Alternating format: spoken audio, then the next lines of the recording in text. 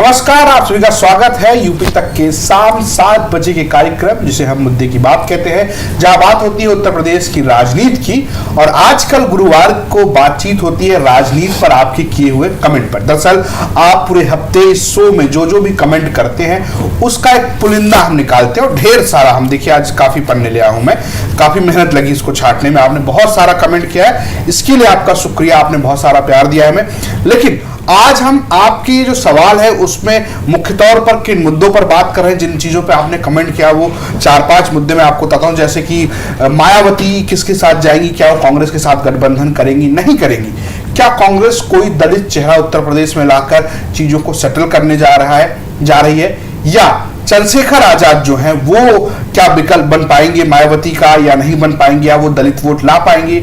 इसके अलावा ओम प्रकाश राजभर को लेकर भी आपने काफी कमेंट किया है कि क्या वो पूर्वांचल में बीजेपी को जीत दिला पाएंगे, क्या अपनी सीट निकाल पाएंगे, क्या राजभर वोट ट्रांसफर होगा नहीं होगा, ये भी सवाल है। और साथ साथ आखिर में हम ये भी जानने की कोशिश करेंगे, जो आपने बहुत सारे लोगों ने कमेंट किया है कि इंडिया कितनी सीट जीतने जा रही है, या एनडीए जो उसके खिलाफ चुनाव लड़ रहा है वो कितनी सीटें जीतने जा रही है। तो ये सारा जो मुद्दा है वो एक एक करके हम उस पर लेंगे। और हमारे साथ बातचीत के लिए मौजूद हैं नीरज जी क्लस्टर के, ये तक के क्लस्टर हेड है और लगातार आपको मुद्दे की बात में नजर आते हैं। साथ ही साथ अमीश राय जी हैं जो UPTak.in वेबसाइट है जहां पर आप तमाम खबरें पढ़ते हैं उसको हेड करते हैं, यानी कि वहां आपको जो खबरें दिखती हैं वो इनके निगाह से होकर ही गुजरती हैं। उम्मीद ये है कि हमारे साथ कुमार अभिषेक जो हमारे ब्यूरो चीफ हैं यूपी तक के लखनऊ से, वो भी जुड़ेंगे। अगर वो नहीं जुड़ते हैं तो उनके हिस्से की बातचीत भी हम 3 आदमी तो कर ही लेंगे। तो कुल मिलाकर बात यह है कि आपने बहुत सारा कमेंट किया है। पहला कमेंट जो हमने निकाला था, चूंकि कुमार जी की चर्चा हुई नीरज जी, उनके नाम पर ही एक कमेंट जो आया था, यह है अजय वेयर इंडियन, नाम बहुत इनका है, फर्स्टली कुछ ऐसा इनका नाम है। तो वो कह रहे हैं कि अभिषेक सर ने जो बात कही वो 100% सत्य है, जब तक बहन जी नहीं आएंगी तब तक बीजेपी नहीं हटेगी, लिख लो, अखिलेश यादव कितना कुछ भी करे। इसके अलावा है राधे गौतम 76, वो कह रहे हैं कि बहन मायावती जी का यही मंशा है कि वो सेंट्रल गवर्नमेंट में किंग मेकर बने। इसके अलावा आंसू है, ये कह रहे हैं कि बहन जी कभी भी बीजेपी के साथ नहीं जाएंगी, अगर इंडिया वाले बुलाएंगे तो बहन जी जा सकती है, क्योंकि बहन जी के बिना कोई गठबंधन सफल नहीं है। ठीक ऐसी ही बात जो अग्रीर है वो कह रहे हैं कि मैं बीएसपी का सपोर्टर हूं, सपा को वोट नहीं करेंगे, ओनली बीएसपी को वोट करेंगे।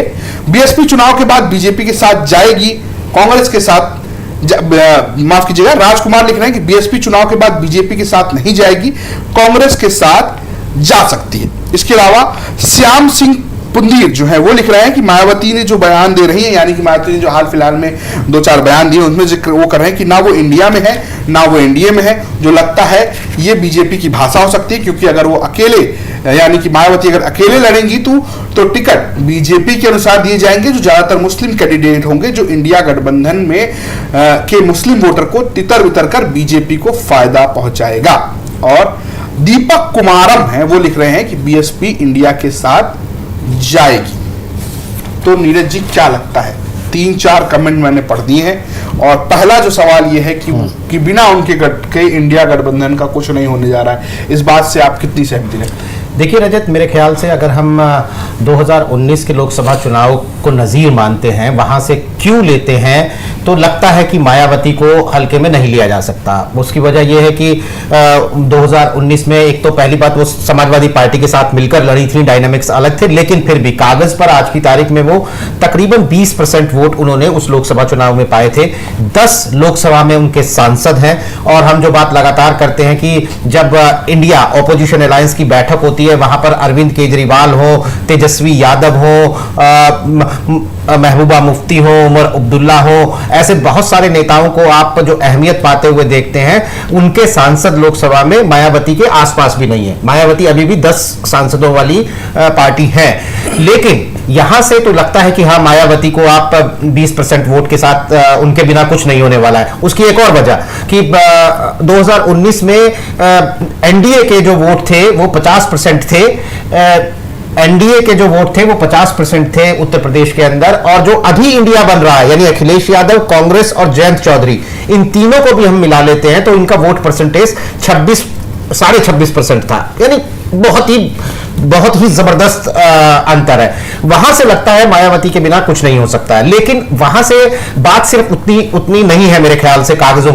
भर की या आंकड़ों भर की, क्योंकि उसके बाद मायावती का जो हम राजनीतिक सफर देखते हैं, 2022 के चुनावों में उनका वोट परसेंटेज घट के विधानसभा चुनावों में 13% पे आ जाता है, और उनका विधायक 403 विधायकों वाली विधानसभा में मायावती का, जो 4 बार मुख्यमंत्री रह चुकी है उत्तर प्रदेश की, उनका एक विधायक है। तो मायावती का वो जो बात पुरानी रवायत थी कि 20% वोट पे वो खड़ी हुई है, वो 2022 के चुनावों में वो बात टूटी है आंकड़ों के नजरिए से भी। और उसके बाद भी मायावती का जो लगातार रवैया रहा है, ये गारंटी के साथ कहना बहुत मुश्किल है। हम पारंपरिक रूप से तो अभी भी जरूर ये कह रहे हैं कि उनका जाटक वोट जो करीब 11-12% है वो उनके साथ खड़ा हुआ है, लेकिन उसका अभी कोई सियासी टेस्ट, सियासी इम्तिहान 2024 के चुनावों में ही होगा। तो मेरे ख्याल से मायावती के बिना इंडिया गठबंधन का कुछ नहीं हो सकता, ये अभी सीधे तौर पर मैं नहीं मानूंगा, क्योंकि मायावती की सक्रियता को देखते हुए, उनके घटते वोट बैंक को देखते हुए, उनकी घटती हुई सीटों को देखते हुए ये लगता है कि वो उत्तर प्रदेश की सियासत में अभी भी बड़ा सियासी कद भले ही रखती हूं, लेकिन उनकी राजनीति ढलान पर है लगातार। बिल्कुल। अमीश जी, मैं आपके पास आऊँ, एक कमेंट और लेता हूँ। इंडियन है वो लिख रहे हैं कि मीडिया वालों कान खोलकर सुन लो, मायावती एक भी सीट नहीं जीतेंगी, चाहे वो विधानसभा चुनाव हो या लोकसभा चुनाव हो, ये इनका अपना मानना है। मेरा एक सवाल है कि हम लगातार मायावती की बात कर रहे हैं, तमाम बड़े पत्रकार ये कह रहे हैं कि मायावती अगर नहीं आएंगी तो बीजेपी को फायदा होगा। क्या मायावती को लोग ओवर हाइप कर रहे हैं? क्या उनको बहुत ज्यादा बड़ा बताने की कोशिश कर रहे हैं? माना जा सकता है कि मायावती ने उत्तर प्रदेश में एक लंबी राजनीति की है, उनका एक अच्छा वोट बैंक रहा है, और वो एक लेगेसी का उनका एक वोटर रहा है। वो चूंकि दलित जो है, वो खासकर जाटव जो है उनको वोट करते रहे, उससे पहले दलित भी उनको वोट करते रहे, लेकिन अब ऐसा नहीं दिख रहा है। क्या आपको लग रहा है कि बहुत ओवर हाइप किया जा रहा है? अगर वो कहीं नहीं जाती हैं तो इसमें सबसे ज्यादा नुकसान मायावती का है? जी रजत, मैं आपकी बात से सहमत हूं। जो आप ये कह रहे हैं कि जो आपने अंतिम लाइन कही कि अगर मायावती कहीं नहीं जाती हैं तो सबसे ज्यादा नुकसान मायावती का है। सवाल ये है कि ओवर हाइप करने की बात, अभी इसको इस तरह से अगर हम ना देखें, होता क्या है कि आपको आपके पुराने, जो जैसा नीरज जी ने कहा कि 2019, जब भी हम 2024 के लोकसभा चुनाव की बात करेंगे तो हमारे पास जो आधार रहेगा बात करने के लिए 2019 का चुनाव रहेगा। अब जब विधानसभा चुनाव की तुलना हम लोकसभा से कर नहीं सकते। अगर हम विधानसभा चुनाव में मायावती के परफॉर्मेंस पर जाएंगे कि उनको तो 13% वोट मिले हैं, तो उसकी तुलना हम सीधे सीधे लोकसभा से नहीं कर सकते, क्योंकि विधानसभा बाइपोलर चुनाव हमने देखा उत्तर प्रदेश में, अखिलेश बनाम योगी का मुकाबला हमने देखा। वैसी स्थिति में कांग्रेस का भी वोट शेयर काफी कम होकर करीब 2% के आसपास चला गया। तमाम पार्टियां जो अकेले लड़ी उनके साथ यही हुआ। लोकसभा चुनाव का मामला थोड़ा अलग है। अब इसको थोड़ा समझने की जरूरत है कि मायावती, जो नीरज जी कह रहे हैं 20% वोट शेयर 2019 में थी, क्या 2024 में अकेले रहते हुए वो ऐसा करिश्मा कर पाएंगे?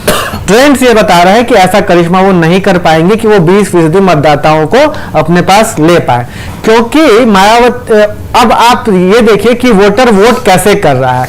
देश में जब से 2014 के बाद से बीजेपी सत्ता में आई है, केंद्र की सत्ता के बाद उसने कई प्रदेशों में अपनी सत्ता स्थापित की, और एक तरीके से उसने जो एक कांग्रेस राज जब देश में हुआ करता था 70 के दशक में, तो जैसे एक बनाम ऑल का मामला कर दिया जाता था, या दो ध्रुवी वोटिंग होती थी कि या तो कांग्रेस के पक्ष में होती थी या तो कांग्रेस के खिलाफ होती थी। तो वो बीजेपी ने इस बार कर दिया 2014 के बाद से। अब या तो वोटिंग बीजेपी के पक्ष में हो रही है लोकसभा में, या उसके खिलाफ हो रही है। अब यही मायावती की एंट्री अगर हम देखें उत्तर प्रदेश से, कि जो हमारे दर्शक पूछ रहे हैं कि इंडिया में नहीं आएंगी तो अखिलेश कभी नहीं जीत पाएंगे, या इंडिया में नहीं आएंगी तो बीजेपी का नुकसान हो जाएगा, ये तो बाद की बात है। पहली बात है कि मायावती का क्या होगा। मायावती का वही होगा जो उत्तर प्रदेश के विधानसभा चुनाव में हमें देखने को मिला। ऐसा मेरा अपना निजी मानना है कि उनका एक विधायक जीता, वो भी विधायक उमाशंकर सिंह इसलिए जीत गए क्योंकि उनके अपनी निजी संपत्ति, जो राजनीतिक निजी संपत्ति है, उनके धन और वैभव की बात नहीं कर रहा हूं, उनकी जो पॉलिटिकल प्रॉपर्टी है वो बड़ी रिच है, उनका अपना जनाधार है, उसके लिए उनको पार्टी की बहुत ज्यादा जरूरत ऐसा मुझे नहीं लगती है। एक विधायक उनका वो निकला, अगर उमाशंकर सिंह नहीं होते तो मायावती की स्थिति शून्य होती। लोकसभा में अगर मायावती अकेले लड़ने का फैसला करेंगी तो मैं यही स्थिति लोकसभा 2024 के चुनाव में भी उनकी देख पा रहा हूं, क्योंकि आपने जो ये बात कही कि मायावती के पास एक समय दलित में जाट जाटो और नॉन जाटो दोनों वोट उनको मिला करता था, और यही वोट शेयर था जो उनको 20% के ऊपर लेके चला जाता था। एक और बात है कि मायावती के साथ अक्सर ये जोर दिया जाता है कि वो सर्व समाज की राजनीति करती थी, ब्राह्मण बड़े पैमाने पर वोट करते थे। तथ्यात्मक रूप से ये बात सही नहीं है। ब्राह्मण कभी भी बड़े पैमाने पर मायावती के साथ नहीं रहे। ब्राह्मण उत्तर प्रदेश में बड़े पैमाने पर या तो बीजेपी के साथ रहे या कांग्रेस के साथ रहे, न वो बसपा के साथ रहे और न उतने बड़े पैमाने पर वो सपा के साथ रहे। मायावती का विशुद्ध वोट जो था वो दलित वोट था, जिसमें जाटो और नॉन जाटो था। आप ही ने कहा कि मायावती का जो नॉन जाटो वोट था वो काफी हद तक टूटा है और उसका एक बड़ा हिस्सा बीजेपी तक पहुंच गया। अब बात जाटो वोटों की कर लीजिए। आप देख रहे हैं कि किस तरह की सियासत हो रही है। जब मायावती अपने वोटर को इस भ्रम में छोड़ेंगी कि वो ना एनडीए के साथ में है ना इंडिया के साथ में है, तो वोटर तो 2024 का प्रधानमंत्री चुन रहा होगा ना रजत, या 2024 के लिए लोकसभा सांसद चुन रहा होगा।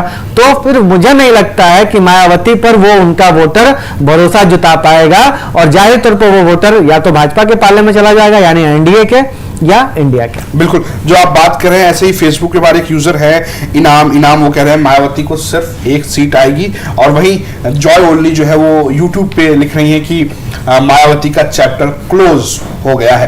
तो लेकिन ये बातचीत नीरज जी जब कर रहे हैं हम लोग, मायावती का एक बड़ा आरोप लगता है, और ये कई सारे लोगों ने कमेंट किया। ये है यूजर, नाम भी सुनिएगा, नाम रमज जाएगा, यूजर PF2GF2WO1E।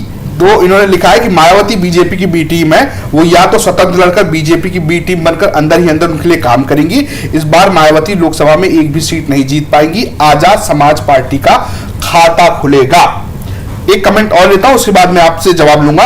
जयराम है, वो ये कह रहे हैं कि सुश्री मायावती जी द्वारा तीसरे मोर्चा गठबंधन समान विचारधारा वाले एसटी ओबीसी अल्पसंख्यक मुस्लिम के नेताओं के दलों से करना चाहिए, जैसे आदरणीय असउद्दीन ओवैसी, चंद्रशेखर आजाद, केसीआर आदि। आज चंद्रशेखर आजाद केसीआर से मिलकर आए हैं, जो कि भारत या वो जो इंडिया वाला गठबंधन है उसमें शामिल नहीं है। ये जो आरोप लगता है हमेशा किसी भी पार्टी के ऊपर, ओवैसी के ऊपर लग जाए, मायावती के ऊपर लग जाए कि वो बीजेपी की बी टीम है। कभी यही आरोप कांग्रेस के ऊपर भी लगता था कि ये कांग्रेस की बी टीम है। आपको क्या इसका मतलब, इसका क्या जवाब हो सकता है? अगर आप नहीं, देखिए, मायावती को खुद ही इस आरोप को खुलकर सफाई देनी चाहिए, क्योंकि वजह यह है कि वो अपने जब भी अपने ट्वीट करती हैं किसी भी बात पर, तो वो भले ही ये एक उनका जुमला रहता है कि बीजेपी और समाजवादी पार्टी, ये कांग्रेस, ये सभी एक थाली के चट्टे बट्टे हैं। इस एक लाइन के इर्द गिर्द उनकी बाकी बातें रहती हैं। लेकिन आप ये देखिए कि संसद में अरविंद केजरीवाल पूरे विपक्ष को जुटा रहे हैं कि वो जो एक अध्यादेश केंद्र सरकार का है जिसके खिलाफ विपक्ष अरविंद केजरीवाल का साथ दे। कांग्रेस पार्टी जो कि अरविंद केजरीवाल से सीधी टक्कर लेती है दिल्ली में, वो भी साथ देने को तैयार हो जाती है। मायावती एब्सटेन कर जाती है, चर्चा में मायावती का कोई उससे लेना ही देना नहीं है। तो एक तरीके से वो अप्रत्यक्ष रूप से बीजेपी को या केंद्र सरकार को फायदा पहुंचाती है। मेरा इसमें तर्क ये कि वो कांग्रेस के जमाने में भी तो कांग्रेस के साथ यही करती थी, वो यूपीए के बहुत सारे मुद्दों पर उन्होंने समर्थन किया। तो आपको नहीं लगता कि मायावती की टेंडेंसी रही है कि जो केंद्र सरकार में हो उसको समर्थन दिया जाए? नहीं, आप ये कह सकते हैं कि वो कांग्रेस को समर्थन करती थी। बहुत सारे राज्यसभा में जब बहुत सारे ऐसे मौके थे, मैंने लंबे समय तक राज्यसभा कवर किया, कि जब उनकी पार्टी एब्सटेन कर जाया करती थी। तो अगर इसे ये मान भी लिया जाए कि वो सत्ता के पक्ष में अप्रत्यक्ष रूप से अपना समर्थन देती है, तो फिलहाल तो वो बीजेपी के साथ ही जाएगा ना, तो ये आरोप उनके ऊपर लगेगा। और फिर वो एक बाकायदा वो ये बात कह रही है कि मैं बैलेंस ऑफ पावर के लिए सत्ता के साथ चली जाऊंगी, हम सरकार में रहेंगे, हमारे विधायक टूट जाते हैं। तो यानी आप वहां भी एक सिग्नल दे रहे हैं कि भले ही वो एनडीए हो, भले ही वो इंडिया हो, अगर मैं दोनों में से किसी की भी सरकार बनाने की स्थिति में होती हूं तो मैं उनके साथ चली जाऊंगी। तो वो अपने बाकी तमाम राजनीतिक गतिविधियों में कितना भी बीजेपी को कोसती हो, लेकिन वो वक्त वक्त पर ऐसे सिग्नल देती है जब उनके ऊपर ये आरोप बिल्कुल बेजा आरोप तो नहीं लगता है कि वो ये भाई बिल्कुल बेकार की बात है। तो मायावती को इसमें अपनी पॉलिटिक्स क्लियर करनी होगी, वरना ये आरोप तो उन्हें झेलना पड़ेगा। आपको क्या लगता है मिस इस पे कि क्या मामला है? हमेशा आरोप लगता है कि बी टीम है। देखिए, नीरज जी की बात से मैं पूर्णतः सहमत हूँ। वो जो कह रहे हैं बेसिकली आरोप राजनीतिक आरोप है, सपा की तरफ से लगता है, कांग्रेस की तरफ से लगता है मायावती पर है। तो इसमें जो है ना कि क्लीन निकल कर आने की जिम्मेदारी, आरोप को झुठलाने की जिम्मेदारी मायावती की बनती है। आप केवल लोकसभा और राज्यसभा की सियासत की बात नहीं, आप उत्तर प्रदेश की सियासत की बात कीजिए ना। आजमगढ़ में जब लोकसभा का उपचुनाव था तो मायावती ने कद्दावर मुस्लिम नेता को खड़ा कर दिया। लोगों का, वरिष्ठ पत्रकारों का या जो मामले को समझते हैं, जानकार हैं, राजनीतिक दलों को अभी छोड़ दीजिए, उनका इंटरप्रिटेशन यही था कि मायावती सपा का मुस्लिम वोट काटना चाहती थी ताकि इनडायरेक्टली भाजपा के कैंडिडेट को फायदा हो जाए, और वही हुआ। सपा के कैंडिडेट हार गए। अब सवाल यह है कि मायावती क्या ऐसा सपा को हराने के लिए करती हैं, अपने प्रेजेंस को वहां पर मौजूदगी दिखाने के लिए करती हैं? क्योंकि कभी वो उपचुनाव लड़ लेती हैं और जहां उनको उपचुनाव मतलब ये भी कहा जाता है कि जहां उनके नहीं लड़ने से भाजपा को फायदा मिलता है वहां वो नहीं भी लड़ती हैं। ऐसे भी उदाहरण, इसमें एक बड़ा उदाहरण है। हाँ, वैसे उदाहरण उत्तर प्रदेश की सियासत में मौजूद है। तो कुल मिलाजुलाकर जो मायावती का वोटर है ना, वो ये तय नहीं कर पा रहा है कि मायावती का स्टाइल ऑफ पॉलिटिक्स क्या है। जब मायावती 2022 के विधानसभा चुनाव में उतरती हैं तो वो कहती हैं कि हम बीजेपी को हराएंगे। जाहिर तौर पर योगी आदित्यनाथ की सरकार थी, उनके खिलाफ कैंपेन करना था, लेकिन उस कैंपेन में जब ये समाजवादी पार्टी एक छोटे छोटे सारे दलों का गठबंधन बना रही थी तो मायावती साइमल्टेनियसली जब विपक्ष पर अटैक कर रही होती हैं तो उनका वोटर दिग्भ्रमित होता है, उनको इसी का खामियाजा भुगतना पड़ रहा है। उनका वोटर जो ये सरकार, हर जाति में सरकार के पक्ष के या सरकार के विरोधी वोटर मौजूद है ना, चाहे वो ब्राह्मण हो, राजपूत हो, दलित हो, ओबीसी हो, यादव हो, पिछड़ा हो, चाहे जो मुस्लिम हो, मुस्लिम भी 8% भाजपा को तो वोट करता ही है ना, सीएसडीएस का आंकड़ा कहता है। तो यानी सत्ता पक्ष के विरोधी और पक्ष में दोनों तरह के वोटर हैं। मायावती का जो दूसरा वोट है, जो कि उनके लिए आज सबसे ज्यादा जरूरी सत्ता पक्ष का विरोधी वोटर है। मायावती को सत्ता में लौटना है ना, किसी भी पार्टी को सत्ता में लौटना है तो उसे सत्ता के विरोधी वोटों की सियासत करनी होती है। मायावती यही क्लैरिटी से नहीं कर रही हैं। अब इसके पीछे उनकी जो सियासी मंशा हो, तमाम लोग तमाम तरह की बातें करते हैं जो कि हवा में तैर रही हैं, उन पर हम, जब उनका कोई ठोस आधार नहीं है इसलिए उनका जिक्र यहां नहीं करेंगे, लेकिन उनकी सियासी मंशा पर यह सवाल जरूर खड़ा होता है कि आखिर मायावती आप चाहती क्या है? मायावती क्या ये नहीं चाहती है कि उत्तर प्रदेश में योगी आदित्यनाथ के नेतृत्व वाली बीजेपी को वो हराएं? क्योंकि जब तक वो हराएंगी नहीं, वो सत्ता में आएंगी कैसे?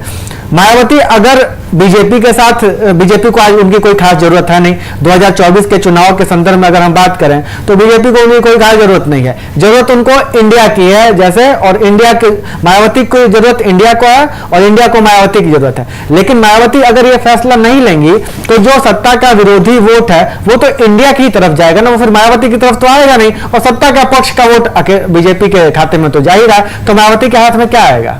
लेकिन ये मायावती के हाथ में प्रधानमंत्री का पद नहीं आ सकता, ऐसा कह रहे हैं। ये है शशांत कुमार, ये लिख रहे हैं कि शशांत कुमार है, ये लिख रहे हैं कि जरा सी मायावती को प्रधानमंत्री बनने की संभावना दिखे तो उनका जो वोटर है वो जो साथ छोड़कर गए हैं वो जुट जाएंगे। अभी भी देश को पहले दलित प्रधानमंत्री का इंतजार है। तो आपको क्या लगता है कि ये प्रधानमंत्री वाला दाव नहीं चल सकता? 2019 मैं बार बार इस बात को कहता हूं कि आप इसको, इस चीज को देखना हो, इस दाव को, तो आप 2019 से पहले के कर्नाटक की वो रैली याद करिए जब सारा विपक्ष एक मंच पर मौजूद था और माफ कीजिएगा, सोनिया गांधी के साथ मायावती की एक तस्वीर वायरल हुई थी। तब ये कहा गया कि अगर ये संयुक्त विपक्ष भाजपा को हरा पाएगा तो हो सकता है कि मायावती के पास ये ऑप्शन हो कि वो देश की प्रधानमंत्री बन सके, लेकिन इसके लिए एक सियासत करनी पड़ेगी ना।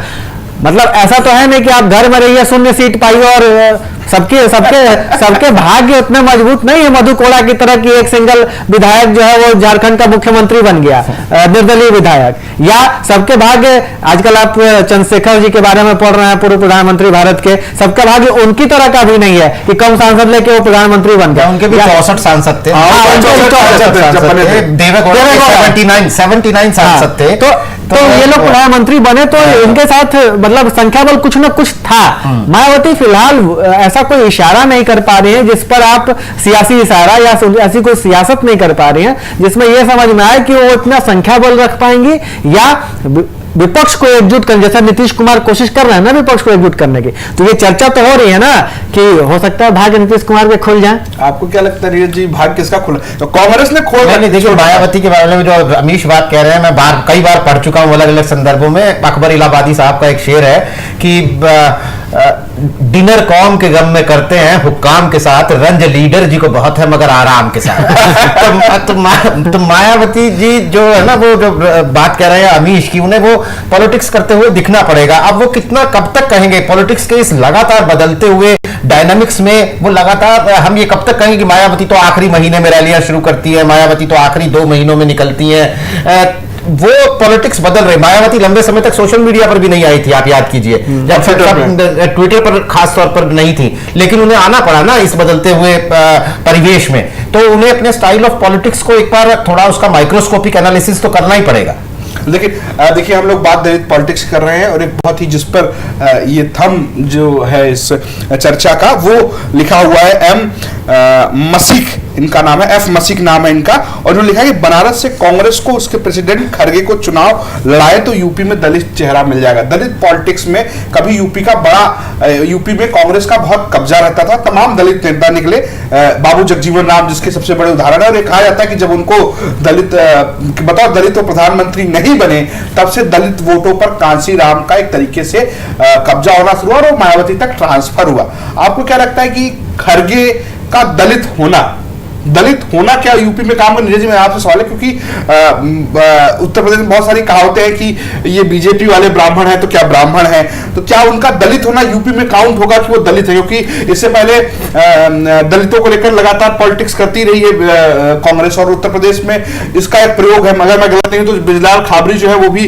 दलित ही है, यानी कि दलित ही प्रेसिडेंट है, पर क्या वो दलित है उस तरीके के, क्या उनको वोट मिलेगा? तो ये बड़ा सवाल है। आपको क्या लगता है कि ये कहीं फॉर्मूला बन पा रहा है खड़गे वाला?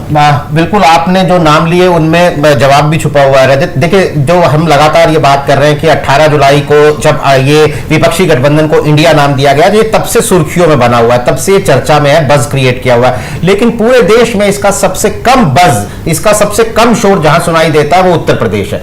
उसकी वजह यही है कि उत्तर प्रदेश का जो पूरा सियासी ढांचा है, उसके अंदर ये एक कैंडिडेट के खिलाफ, एक बीजेपी के एक कैंडिडेट के खिलाफ पूरे विपक्ष का एक कैंडिडेट खड़ा हो, वो उत्तर प्रदेश के सियासी ढांचे में अब तक वो अमली जामा पहनता हुआ ये फॉर्मूला नजर आ नहीं रहा है। जहां तक बात मल्लिकार्जुन खड़गे के प्रेसिडेंट बनाने की है, तो उत्तर प्रदेश में मुझे नहीं लगता कि उत्तर प्रदेश में अगर आप कहीं अंदरूनी इलाकों में चले जाएंगे और खड़गे जी के बारे में पूछेंगे तो कोई बहुत ज्यादा वहां के लोगों को पता होगा। फिर वो एक दलित चेहरा है। मुझे लगता है कि खड़गे जी को प्रेसिडेंट बनाने का एक फायदा कर्नाटका में कांग्रेस को मिला है, और साउथ इंडियन स्टेट्स में कांग्रेस इसका फायदा जाहिर तौर पर उठा सकती है, बट उत्तर प्रदेश में मुझे नहीं लगता। और आपने खाबरी का नाम लिया, अभी चर्चा है कि शायद कांग्रेस उन्हें बदलने जा रही है, क्योंकि जिस जोर शोर से उन्हें बनाया गया था एक दलित चेहरे के रूप में, वो सियासी तौर पर कांग्रेस को अभी तक कोई फायदा नहीं पहुंचा पाया है।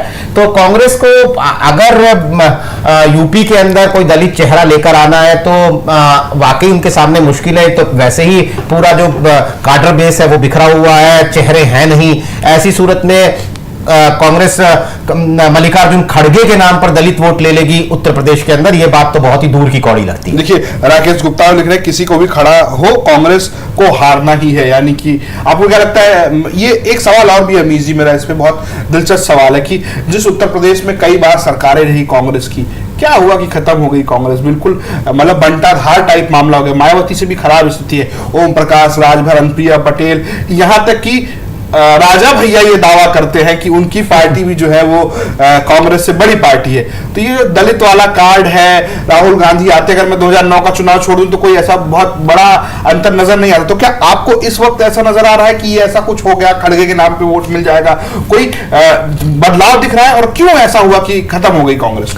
देखिए रजत, सियासत में संकेतों का महत्व होता है, लेकिन संकेत भी वहां काम ज्यादा अच्छे तरीके से करते हैं जहां जमीनी स्तर पर आपकी तैयारी मजबूती से होती है। कांग्रेस यहां लैग कर रही है, जो आप बात कह रहे हैं। 1989 के बाद से कांग्रेस लगातार उत्तर प्रदेश में कमजोर होती गई, और थैंक्स टू इसको लिए उसको समाजवादी पार्टी और बसपा का शुक्रिया अदा करना चाहिए कांग्रेस को कि उसका पूरा का पूरा वोट शेयर ये दोनों क्षेत्रीय पार्टियां उठा ले गई। ये सियासत में ऐसे होने की परंपरा, जहां जहां क्षेत्रीय पार्टियां मजबूत हुई हैं, वहां वहां राष्ट्रीय दल के साथ ये संकट झेलना पड़ा है। पहले ये कांग्रेस को झेलना पड़ा था, आगे आने वाले वक्त में हो सकता है ये संकट हम बीजेपी के लिए बात करेंगे, क्योंकि कांग्रेस अपने उरूज पर थी एक वक्त, और हर चीज को उरूज से नीचे गिरना पड़ता है, ऐसा सृष्टि की परंपरा में अब तक हम लोग देखते आए हैं। तो कांग्रेस के तो अलग अलग बात हो जाएगी कि कैसे कमजोर हुई, उस पर नहीं आते हैं। जो आप बात कर रहे हैं खड़गे के उसकी कि खड़गे अगर बनारस से लड़ जाए जैसे हमारा यूजर कह रहे हैं, या उन्हें प्रधानमंत्री पद का चेहरा घोषित कर दिया जाए। देखिए, कांग्रेस के लिए सबसे बड़ी चुनौती ये नहीं है कि वो खड़गे को लड़ा दे और प्रधानमंत्री पद का चेहरा बना दे। कांग्रेस के लिए चुनौती है कि क्या संयुक्त विपक्ष इस बात को मानेगा, क्या इंडिया इस बात पर एग्री करेगा कि खड़गे को कांग्रेस प्रधानमंत्री का चेहरा बना और उस पर सब लोग राजी हो जाए। इसका ये सबसे बड़ा सवाल होगा। और दूसरा बात ये है कि ये कांग्रेस के लिए एक ट्रम्प कार्ड तो जरूर होगा, क्योंकि कांग्रेस अगर राहुल गांधी के नाम को पिच करके उतरेगी तो हो सकता है विपक्ष के पास जो विपक्ष का गठबंधन बना है उसमें तमाम नेताओं की आपत्तियां सामने आए। लेकिन खड़गे का ये कार्ड कि खड़गे दलित हैं और दलित चेहरे को हम प्रधानमंत्री बनाना चाह रहे हैं, इसको कोई मुखर तौर पर विरोध नहीं करना चाहेगा। और उत्तर प्रदेश में दलित वोटों की एक सियासत है। खड़गे का कार्ड उसी टाइम काम कर सकेगा जब इंडिया में इसकी सहमति बनेगी, इंडिया यानी विपक्ष गठबंधन की। और उत्तर प्रदेश में जैसा नीरज जी कह रहे हैं कि बहुत कम बज है इंडिया को लेकर। अगर आप सोचिए ना कि अगर सीट शेयरिंग का फॉर्मूला ही नहीं बन पाया तो कहां खड़गे लड़ेंगे और क्या बज क्रिएट होगा। बिल्कुल। सबसे बड़ी समस्या और चुनौती तो कांग्रेस की यही है ना कि वो अखिलेश यादव और जयंत चौधरी, चंद्रशेखर आजाद, इन लोगों को मना के एक साथ रखे और संभव हो तो मायावती भी आ जाए और उसको एक सम्मानजनक सीट मिल जाए। उसके बाद ये बात आएगी कि बनारस से खड़गे को लड़ा लिया जाए, खड़गे को दलित चेहरा बना दिया जाए। लड़ा जाएगा जाहिर तौर पर अजय राय लड़ चुके हैं, बनारस से लड़ते रहे हैं। और कांग्रेस में तो इस बात की बड़ी तेज स्ट्रॉन्ग चर्चाएं हैं कि अजय राय प्रदेश अध्यक्ष, जैसा आप कह रहे थे बिलाल खाबरी को हटाने की चर्चा नीरज जी बता रहे थे, तो अजय राय भी इस मतलब रेस में आगे हमेशा चलते रहते हैं। प्रदेश अध्यक्ष की बात होती है वो प्रियंका गांधी के काफी करीब समझे जाते हैं। लेकिन सवाल असली अभी विपक्ष के सामने यही है कि इंडिया का फॉर्मेशन यूपी में कैसे होगा, ये सबसे बड़ा सवाल है। कांग्रेस की बात हुई नीरज जी, एक बहुत चर्चा है, ये कुछ वेबसाइट्स ने खबर की है, अभी कोई पुष्टि नहीं है। ये चर्चा जो है वो इसको लेकर है कि एक दूसरी जो यात्रा निकलने वाली राहुल गांधी की भारत जोड़ो उत्तर प्रदेश में निकलेगी। 3 लोग जो है, अखिलेश यादव, उनके साथ राहुल गांधी और जयंत चौधरी, ये तीनों साथ में नजर आएंगे। आपको क्या लगता है कि इसका कोई प्रभाव होता हुआ नजर आएगा? आपको ये लग रहा है कि उत्तर प्रदेश में कुछ सीटें कांग्रेस निकाल पाएगी अगर यही माहौल बना रहा तो?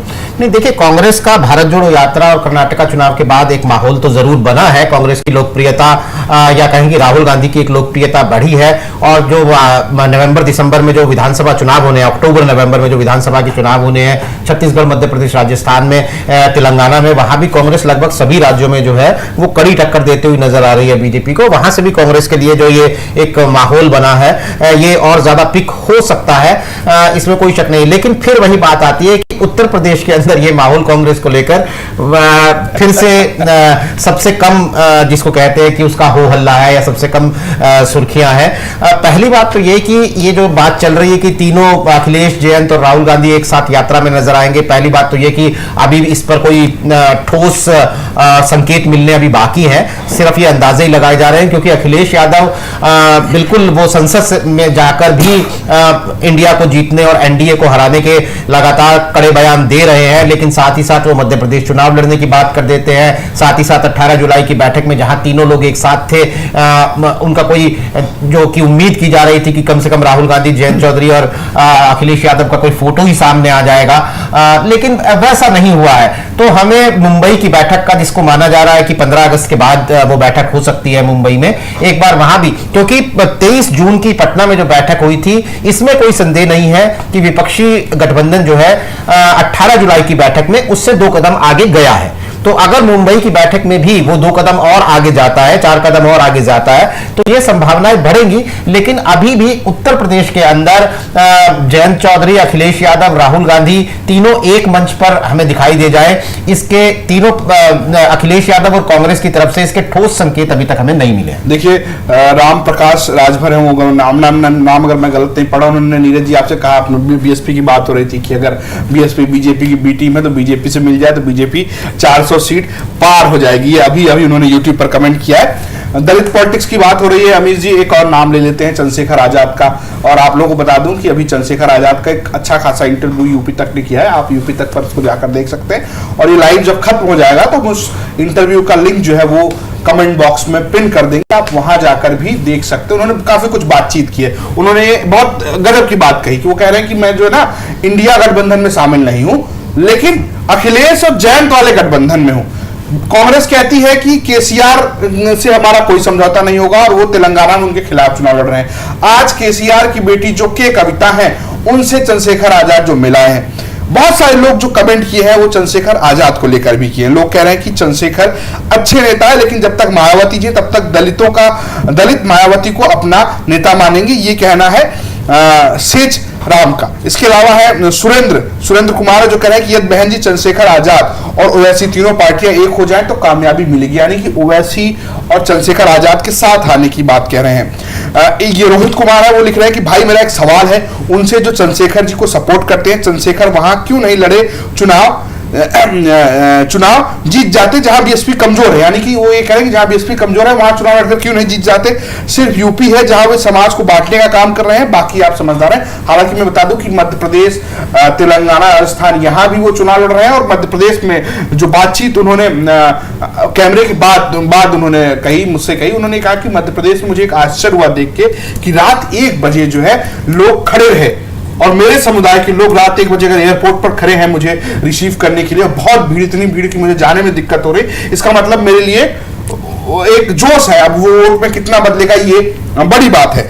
इसके अलावा कुछ लोग कह रहे हैं कि ये है जी के करनी है, वो लिख रहे हैं कि चंद्रशेखर भाई सिर्फ मीडिया के कैंडिडेट है जो लोगों को सामने रखा गया है।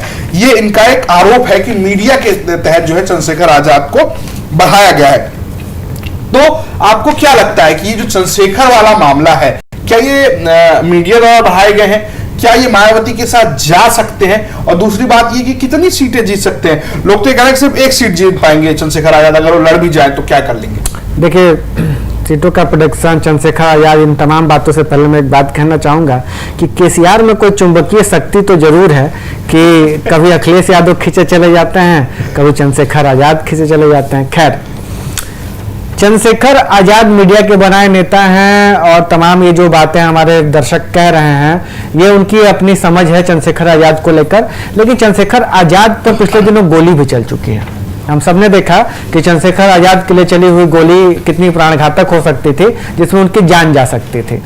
सियासत में आज के समय में किसी नेता पर गोली चल जाना बहुत बड़ी बात है। ये वो दौर नहीं है जब अराजकता चरम पर है, पुलिसिंग तंत्र को हम मजबूत होने का तमाम दावा करते हैं, उसके बावजूद चंद्रशेखर आजाद पर गोली चली।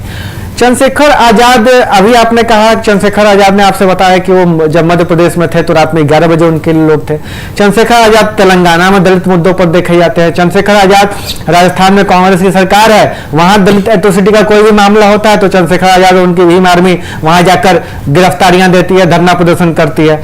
महू में वो अखिलेश यादव और जयंत चौधरी को लेकर अंबेडकर जयंती पर पहुंच जाते हैं और एक संदेश देने की कोशिश करते हैं। चंद्रशेखर आजाद ये 24/7 के जो राजनीति की स्टाइल है ना रजत, उसको फॉलो करते हैं और चंद्रशेखर आजाद की लोकप्रियता का यही एक सबसे बड़ी वजह है।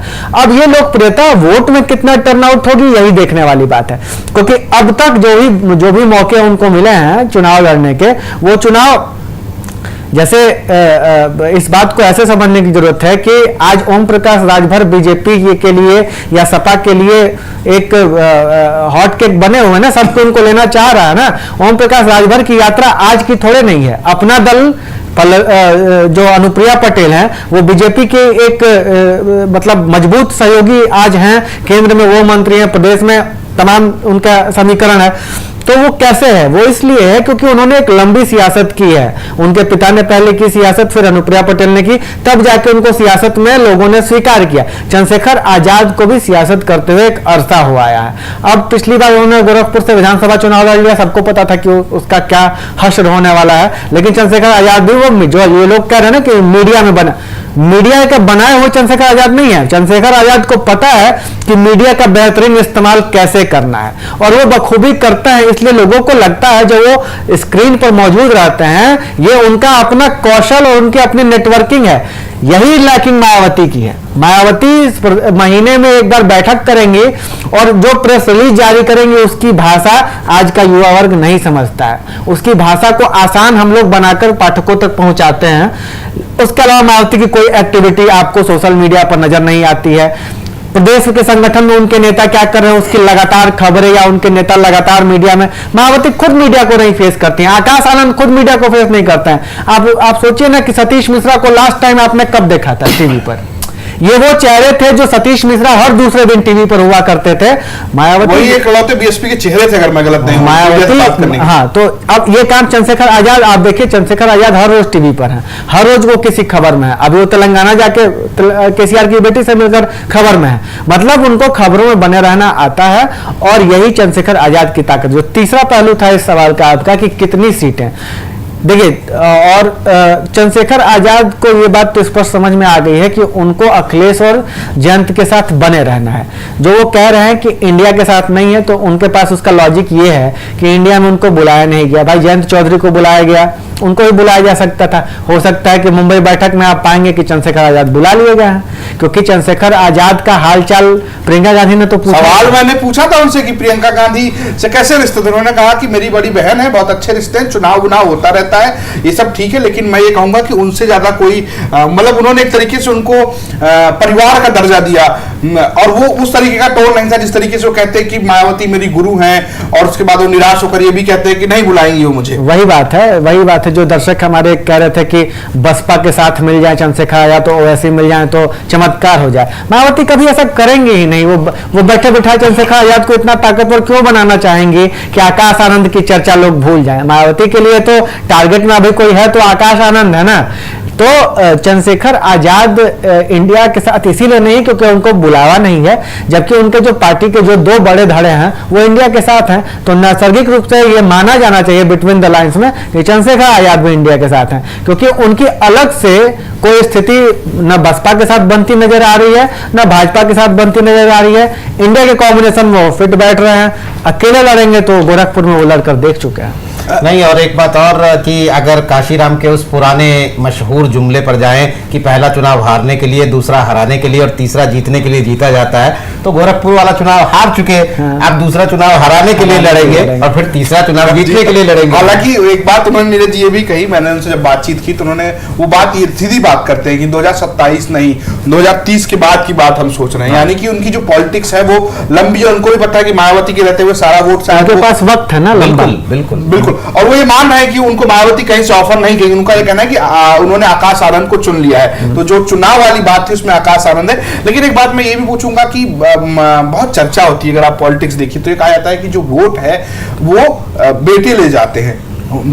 ये बात शरद पवार को लेकर भी कहेगी कि अजीत पवार टूट गए लेकिन जो वो ट्रांसफर करना चाह रहे हैं वो अपनी बेटी को करना चाह रहे हैं। यही बात अखिलेश यादव को लेकर आप देख लीजिए कि शिवपाल यादव टूटे लेकिन कितना वोट ले आ पाए। तो ये सवाल चंद्रशेखर के सामने भी खड़ा होगा ना कि अगर मायावती आकाश आनंद को वोट देंगी दलित वोटर्स के तौर पर या जाटव नेता के तौर पर, तो क्या आपको लगता है कि चंद्रशेखर आजाद वो वोट छीन पाएंगे आकाश आनंद से? नहीं, मुझे नहीं लगता कि अजीत पवार, सुप्रिया सूले या फिर शिवपाल यादव और अखिलेश यादव वाला केस आकाश आनंद और चंद्रशेखर का है।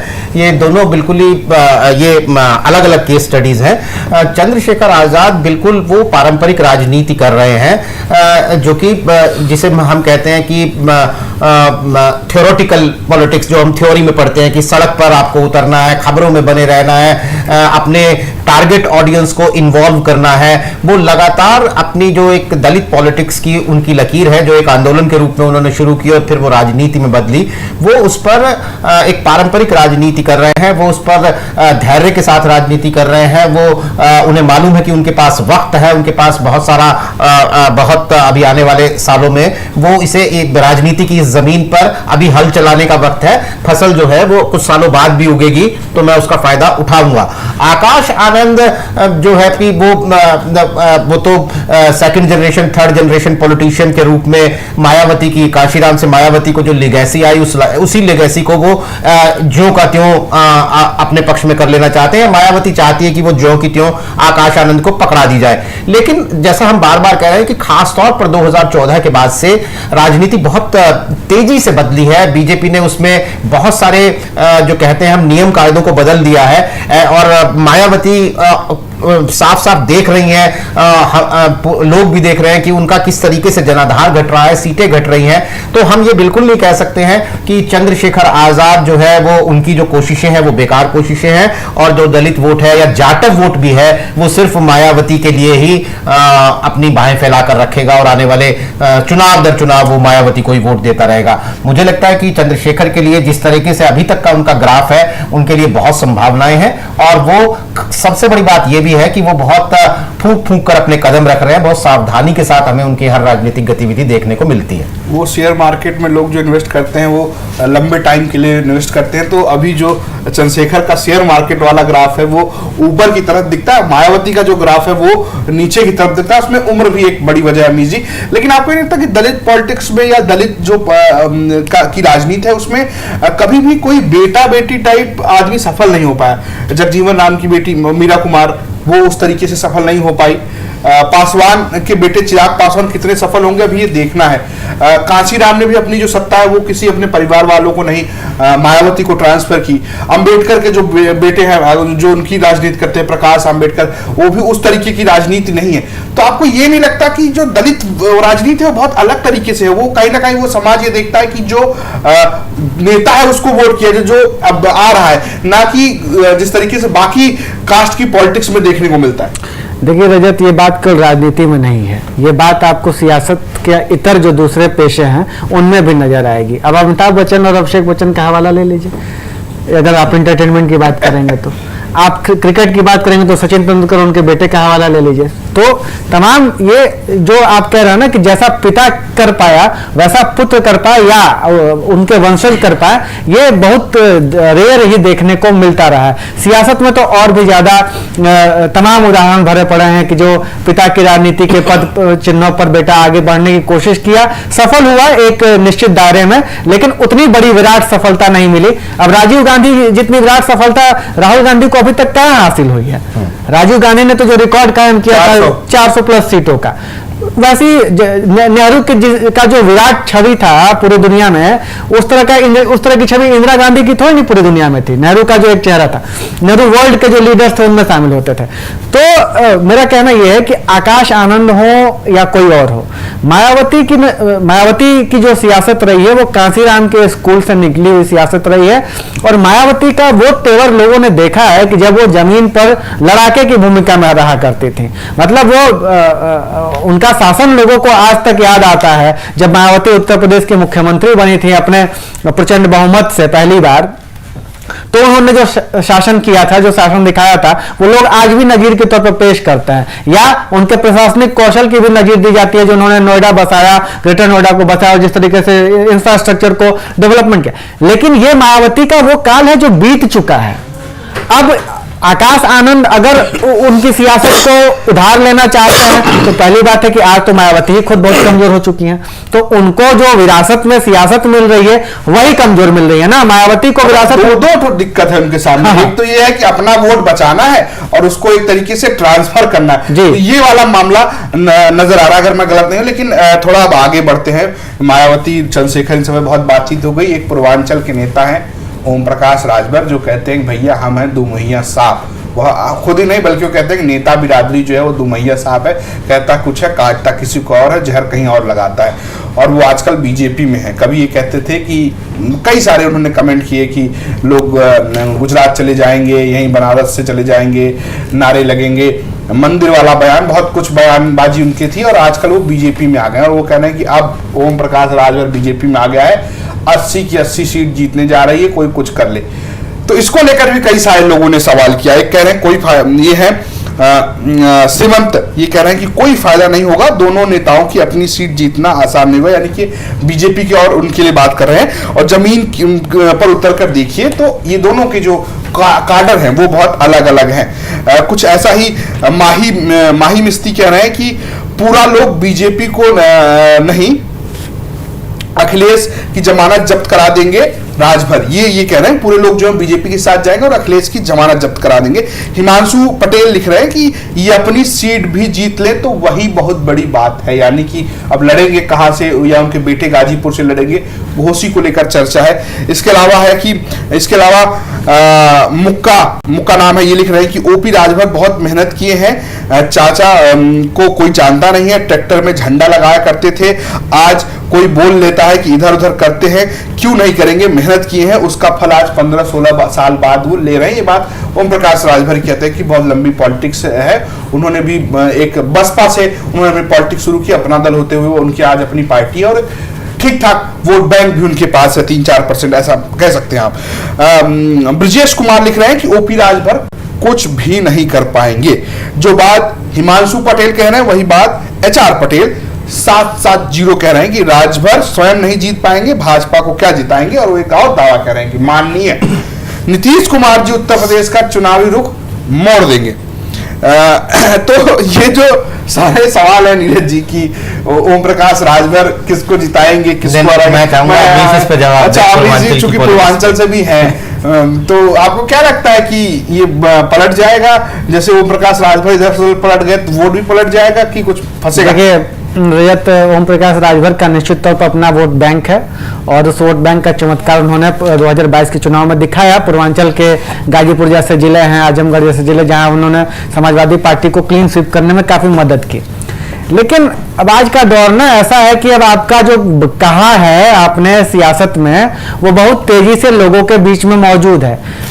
पूर्वांचल में बीजेपी का अपना काडर वोट बहुत स्ट्रांग है। योगी आदित्यनाथ पूर्वांचल से आते हैं, नरेंद्र मोदी बनारस से लड़ते हैं, तो बीजेपी का अपना वोटर जो है बड़ा वोक वोटर जिसको कहते हैं ना, कि बड़ा वोकल है, वो बहुत बोलता है। लेकिन राजभर जब मंच संभालते हैं तो उस वोटर की भी बोलती बंद करने की कोशिश करते नजर आए थे पिछले 2-3 सालों से।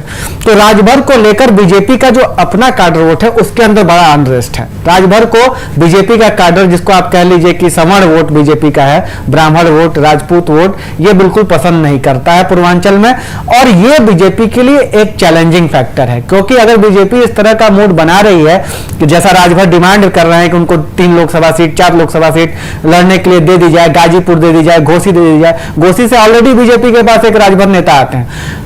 राजभर का ओम प्रकाश राजभर की पॉलिटिक्स निसंदेह चर्चा का विषय है, और उनकी इनका ये सियासी मैनेजमेंट कि कब वो बीजेपी को साध लेते हैं, कब वो अमित शाह को साध लेते हैं, कब वो अखिलेश यादव को साध लेते हैं, ये भी बड़ा मार्केबल बात है। लेकिन उसकी असली टेस्टिंग अब जो लगातार उन्होंने इस बीच जो ठीक है वो कहते हैं कि नेता दो मुहैया सांप होता है, लेकिन इतना भी अगर आप डाल से इस डाल पर जाने की कोशिश करेंगे तो जनता उसको कैसे लगी, असली लिटमस टेस्ट 2024 में अब उसका होने जा रहा है। और अभी तो ये भी है कि उनकी जो ज्वाइनिंग हुई बीजेपी में, तो जो वार्म वेलकम उनको उम्मीद था मिलेगा, उस वार्म वेलकम को कराने के पीछे उनको लगातार कई पापड़ बेलने पड़े, लगातार उनको नहीं, फिर बाद में वो उसमें सफल पाए गए। एक फोटो आई, तस्वीर आई, योगी सरकार के बयान आए, हालांकि मुख्यमंत्री का बयान अभी स्पष्ट तौर पर कुछ है नहीं, मुख्यमंत्री मिल लिए हैं योगी आदित्यनाथ उनसे, लेकिन बकायदा बस तस्वीर ही है उनके पास एक पूंजी।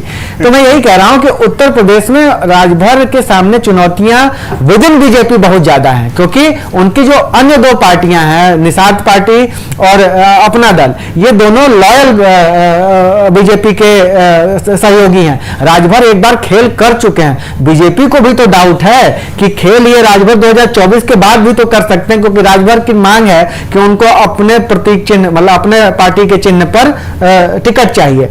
अब कल के डेट में तो राजभर मुख्तार अंसारी के बड़े करीबी थे, अब आज तो कहते हैं कि अब्बास अंसारी तो उनके विधायक नहीं है। तो ऐसी स्थिति में राजभर की जो पॉलिटिकल प्रॉपर्टी है या पॉलिटिकल संपत्ति है, वो अब मेरे हिसाब से उस सवाल के दायरे में आ रही है, क्योंकि उनका भी, जैसा हम लोग मायावती के बारे में बात कर रहे हैं कि वोटर दिग्भ्रमित हो रहा है ना आपका, आप कभी अखिलेश यादव के साथ जा रहे हैं, तो ऐसा नहीं हो सकता है कि आप कहिए कि आप इधर चलो तो सारा वोटर उठ के उधर चला जाएगा। अगर राजभर ऐसा कर ले जाते हैं तो ये चमत्कार होगा, ये सियासी चमत्कार ही होगा कि दो अलग अलग विरोधी धड़ों के साथ जाकर वो अपना वोट 100% ट्रांसफर नीतीश कुमार बन जाएंगे वो। हाँ, ये इधर से भी और उधर से भी, जिधर जाए। अच्छा, एक आप गाजीपुर के बता दो जनता को, और एक सवाल ये भी है कि गाजीपुर में क्या, क्योंकि ये यूजर ओम जो है उन्होंने लिखा है कि ओम प्रकाश राजभर के आने से बलिया, गाजीपुर, घोसी, आजमगढ़, जौनपुर में भारतीय जनता पार्टी एक तरफा जीत जाएगी। क्या लगता है ये गाजीपुर में जो अंसारी वाला फैक्टर है अमीश जी, उसमें कुछ बदलाव आपको नजर आता है? क्योंकि वहां पर अंसारी का बहुत प्रभाव है और पिछली बार सिन्हा चुनाव हार गए, जो अभी राज्यपाल हैं, उपराज्यपाल है जम्मू कश्मीर के। तो आपको क्या लगता है कि ये गाजीपुर वाला जो फैक्टर है, वहां कम से कम अपने इलाके में वो बीजेपी को जीत दिला पाएंगे? माना जा रहा है कि उसी सीट के लिए ओम प्रकाश राजभर को इस कदर जाके बीजेपी ने बार्गेन किया है। देखिए, गाजीपुर में अफजाल अंसारी आज शायद अब जब तक हम लोग बात करें तो हो सकता है कि रिहा हो गए होंगे, मतलब रिहा नहीं, सारी जमानत उनको मिल गई है तो वो जेल से बाहर आ गए होंगे। निश्चित तौर पर गाजीपुर में अंसारी बंधुओं की सियासत एक लंबी सियासत रही है, उनका अपना काडर उठ रहा है और यही वजह रहा है कि 2019 में अफजाल अंसारी ने मनोज सिन्हा को हरा दिया, जबकि ऐसा कहा जाता है कि मनोज सिन्हा ने गाजीपुर में बहुत सारे काम कराए। तो अफजाल अंसारी के परिवार से अगर कोई वहां लड़ता है तो उसको उस परिवार का वोट मिलेगा। लेकिन हमें यह भी नहीं भूलना चाहिए कि 2019 में जब वहां पर अफजाल अंसारी जीते तो वो सपा बसपा का महागठबंधन था। गाजीपुर में सपा का भी काफी मजबूत स्थिति में लड़ती है, बसपा भी पूर्वांचल में मजबूत स्थिति में रहती है, और जो मुस्लिम वोट है उसकी अंसारी वोटों की सियासत, अंसारी के अपने वोटर्स की सियासत भी है। ये सारे फैक्टर जब मिले थे तब अफजाल अंसारी को जीत मिली थी।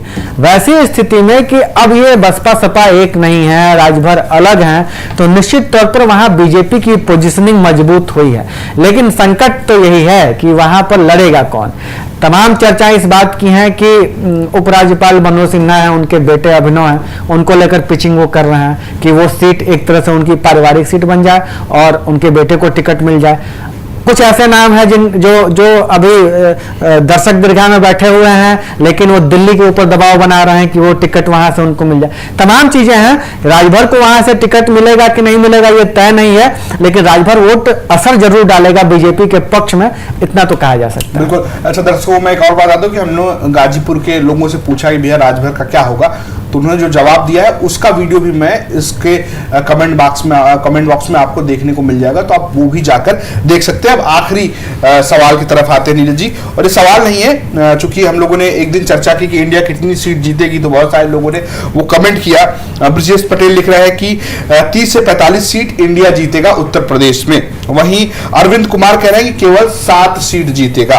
अमन यादव जो है वो लिख रहे हैं कि 55 प्लस इंडिया जीतेगी, उसमें से 45। उसके अलावा ये पुष्पेंद्र यादव वो कह रहे हैं कि अकेले जो है 45 समाजवादी पार्टी जीतेगी। ये है एलियन वन खिचड़ी, नहीं अली वन खिचड़ी है ये इनका नाम है, नाम मजेदार है जो भी है। उन्होंने लिखा कि सपा बसपा आरएलडी प्लस कांग्रेस अगर हो जाए तो 25 से 35, और सपा आरएलडी कांग्रेस अगर अकेले आए माफ कीजिएगा तो 10 सीटें आएगी।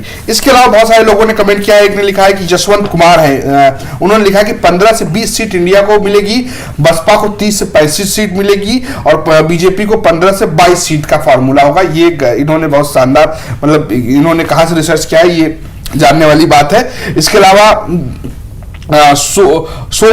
शोभन बिस्ट है, वो लिख रहे हैं कि अगर जयंत माया अखिलेश कांग्रेस 7 आए तो गठबंधन 50 प्लस होगा।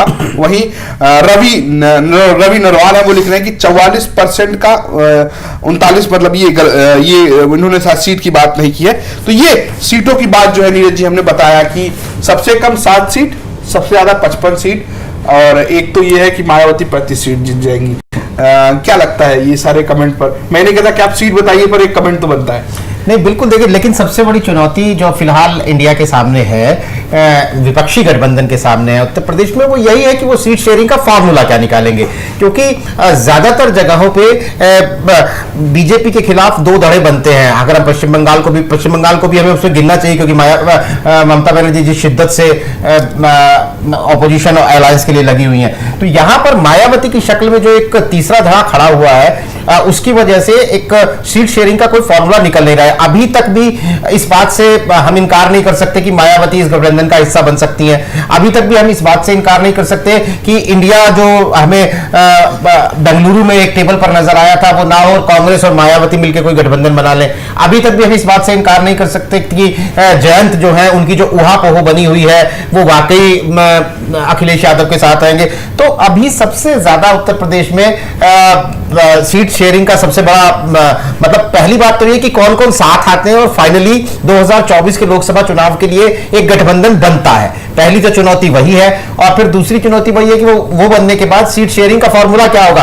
कांग्रेस के बारे में किसी को कोई अंदाजा नहीं है, कांग्रेस ने कितना लचीला रुख अपना लिया है, लेकिन अंदाजा लगाने बैठते हैं तो कांग्रेस को 8-10 सीटों से लेकर और 20-25 सीटों तक अंदाजा लगता है कि कांग्रेस का अभी चढ़ता ग्राफ है। कांग्रेस विधानसभा चुनाव में क्या करेगी उसके बाद तय करेगी। कांग्रेस ने लचीला रुख दिखाया है, लेकिन फिर भी कांग्रेस क्यों चाहेगी 2027 के लिए अखिलेश को पूरा मैदान दे दे।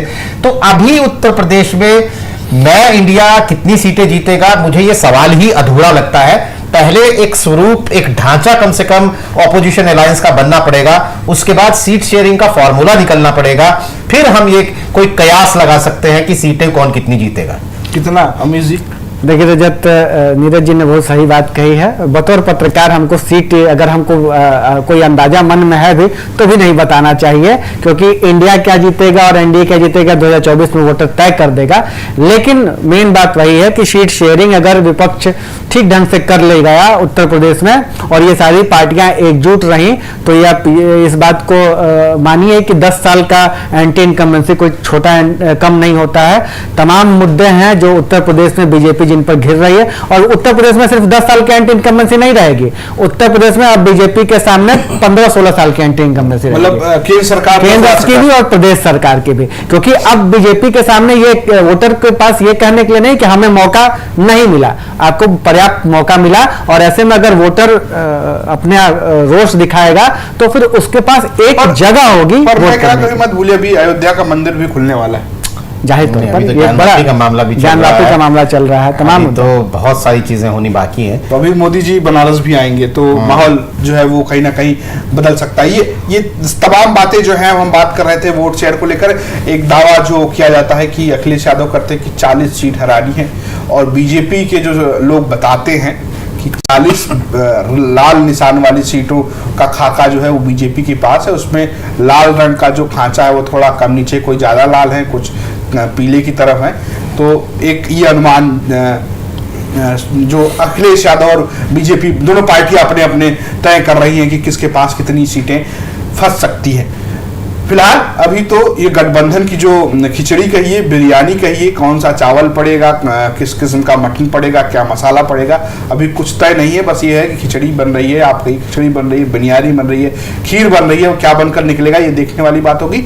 लेकिन एक बात जरूर है कि हर गुरुवार हम इसी तरीके से आपके सवालों के जवाब देते रहेंगे, आपके सवाल लेते रहेंगे। तो आप लगातार कमेंट कीजिए और बताते रहिए कि आखिर आप क्या सोचते हैं। और आप अगर कोई सवाल भी पूछते हैं, सीधा सवाल, ना सिर्फ जवाब जो आप लिखते हैं, उसके अलावा आप सीधा सवाल भी पूछ सकते हैं कि आप क्या जानना चाहते हैं हम लोगों से। तो ये तो रहा आज की बात, लेकिन हम कल की बात भी आपको बताते हैं, यानी कि कल शुक्रवार को आपको ये जानने का मौका मिलेगा कि किन्हीं 3 सीटों पर बीजेपी, इंडिया और मायावती की पार्टी बीएसपी का क्या माहौल है, और उसके बारे में पत्रकार क्या सोचते हैं। फिलहाल अमीर जी बहुत बहुत शुक्रिया, नीरज जी आपका शुक्रिया, और आप सभी दर्शकों का बहुत बहुत आभार। नमस्कार।